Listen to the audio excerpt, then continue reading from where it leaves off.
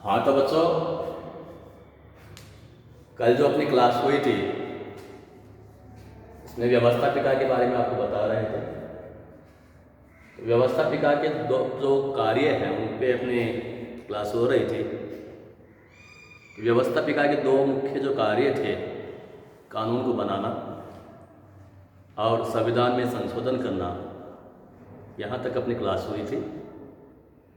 आज जो बचे हुए जो कार्य हैं वो बताएंगे और साथ ही साथ यह भी बताएंगे कि व्यवस्थापिका का पतन क्यों हो रहा है, क्यों कार्यपालिका इसके ऊपर हावी हो रही है। इसका जो तीसरा जो इम्पोर्टेंट कार्य है वो वित्तीय कार्य है। व्यवस्थापिका राष्ट्रीय अर्थव्यवस्था का नियंत्रण एवं नियमन करती है। प्रत्येक वर्ष के आरंभ में वह अनुमानित आय व्यय को स्वीकृत करती है। वह राष्ट्रीय बजट को पारित करती है, जिसके द्वारा नए कर लगाए जाते हैं और पुरानी करों की दरें बढ़ाई जाती हैं या उन्हें समाप्त किया जा सकता है। बिना व्यवस्थापिका की अनुमति के एक पैसा भी खर्च नहीं किया जा सकता। तीसरा अगली है कार्यपालिका पर नियंत्रण। विधायिका कार्यपालिका पर नियंत्रण रखती है। संसदीय शासन वाले देशों में कार्यपालिका पूरी तरह विधायिका पर निर्भर रहती है। कार्यपालिका विधायिका के प्रति उत्तरदायी होती है। विधायिका कभी भी अविश्वास का प्रस्ताव पारित करके मंत्रिमंडल को भंग कर सकती है। अध्यक्षीय शासन प्रणाली में कार्यपालिका विधायिका के प्रति उत्तरदायी नहीं रहती है, किंतु विभिन्न उपायों द्वारा कार्यपालिका पर व्यवस्थापिका का नियंत्रण रहता है। उदाहरणार्थ, अमेरिकी सीनेट राष्ट्रपति पर नियुक्तियों के मामलों में प्रभावकारी नियंत्रण रखती है। राष्ट्रपति को महाभियोग के द्वारा हटाया जा सकता है तथा सीनेट मंत्रियों के भ्रष्ट पर आचरण की जांच कर सकती है। संसदात्मक शासन प्रणाली में अविश्वास का प्रस्ताव, निंदा प्रस्ताव, प्रश्नकाल, बजट और सरकार की प्रमुख नीतियों पर बहस तथा अध्यक्षीय शासन प्रणाली में महाभियोग की प्रक्रिया विधायकों के हाथों में ऐसी युक्तियां हैं जिनसे वे सरकार पर नियंत्रण रख सकते हैं। अमेरिकी कांग्रेस ने 1868 में एंड्रू जॉनसन के खिलाफ महाभियोग की प्रक्रिया का प्रयोग किया। 1974 में निक्सन के खिलाफ और 1998 में बिल क्लिंटन के खिलाफ इंग्लैंड ऐसी कार्रवाई का प्रारंभ किया। हालांकि उनके विरुद्ध में जो महाभियोग लगाया गया वो पारित नहीं हो सका। इंग्लैंड के प्रधानमंत्री एटली का 1949 में, ईडन को 1957 में और मैकमिलन का 1963 में अपने पद से अलग होना इस तथ्य की पुष्टि करता है कि संसद का कार्यपालिका पर नियंत्रण रखने का अधिकार है। न्यायिक कार्य। कतिपय देशों में विधायिकाएं न्यायिक प्रकृति के कुछ कार्यों का संपादन करती है। ब्रिटेन की राज्यसभा देश का सर्वोच्च अपीलीय न्यायालय है। अमेरिकी राष्ट्रपति पर महाभियोग लगाने पर कांग्रेस का ऊपरी सदन सीनेट महाभियोग की न्यायालय की भांति सुनवाई करके निर्णय करता है। भारत में राष्ट्रपति को हटाने के लिए महाभियोग पर इसी तरह की सुनवाई में निर्णय की व्यवस्था संसद करती है।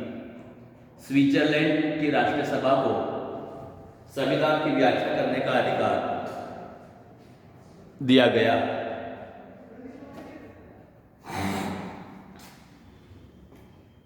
विधायिकाओं को न्यायिक कार्य नहीं सौंपे जाने चाहिए, क्योंकि उनका निर्वाचन न्यायिक कार्यों को संपन्न करने के लिए नहीं किया जाता है।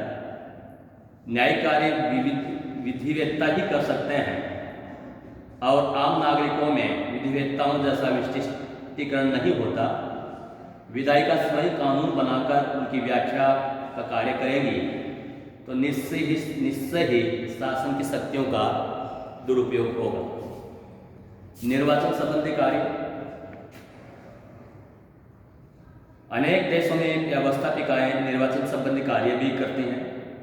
इजराइल और भारत की संसदें गणराज्य के राष्ट्रपति का निर्वाचन करती हैं। अमेरिका के हाउस ऑफ रिप्रेजेंटेटिव को उस स्थिति में राष्ट्रपति चुनने का अधिकार है अगर राष्ट्रपति निर्वाचन में किसी प्रत्याशी को स्पष्ट बहुमत प्राप्त न हो। कनाडा, न्यूजीलैंड और ऑस्ट्रेलिया की संसदें ब्रिटिश संप्रभु को 3 नामों की सिफारिश करती हैं और उनमें से एक को गवर्नर जनरल का कार्यभार संभालने के लिए नामित किया जाता है। कई देशों में विधायिकाएं प्रधानमंत्री और उसके मंत्रियों के चुनाव का अनुमोदन करती हैं। अमेरिका में राष्ट्रपति द्वारा मंत्री पद के लिए जिन व्यक्तियों का मनोनयन किया जाता है, सीनेट द्वारा उनका अनुसमर्थन आवश्यक है। इजराइल में मंत्रिमंडल के सदस्यों की पूरी सूची संसद द्वारा अनुमोदित की जाती है। स्विट्जरलैंड की फेडरल असेंबली फेडरल काउंसिल के लिए 7 सदस्यों का निर्वाचन करती है। जापान में सम्राट द्वारा जिस व्यक्ति को प्रधानमंत्री के तौर पर मनोनीत किया जाता है, वहां उसका डाइट द्वारा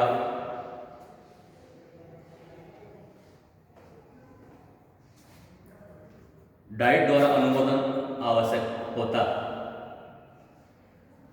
अब यहाँ जो व्यवस्थापिकाओं के आधुनिक अथवा जो राजनीतिक कार्य है वो भी सुन लीजिए।